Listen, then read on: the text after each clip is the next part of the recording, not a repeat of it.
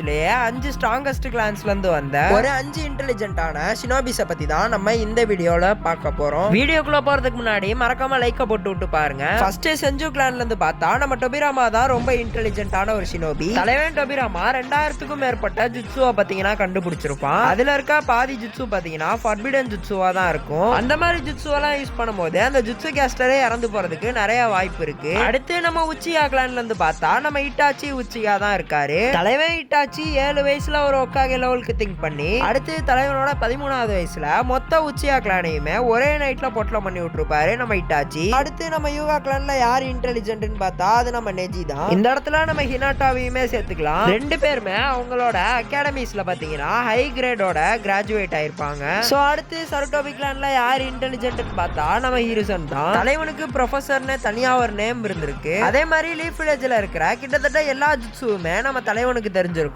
என்னதான் தலைவன் நருட்டோட விஷயத்துல மாங்கா மாதிரி செயல்பட்டு இருந்தாலுமே தலைவனும் ஒரு இன்டெலிஜென்ஸ் ஷினோபி தான். ஃபைனலா நம்ம உசுமாக்கி கிளான்ல யார் இன்டெலிஜென்ட்னு பார்த்தா அது நம்ம பொருட்டோ உசுமாக்கி தான். டூ ப்ளூ வார்டெக்ஸ் ரீட் பண்ணிட்டு இருக்க எல்லாருக்குமே தெரியும் பொருட்டோ என்ன செய்கை பண்ணிட்டு இருக்காங்கிறது. யாருக்கெல்லாம் பொருட்டோ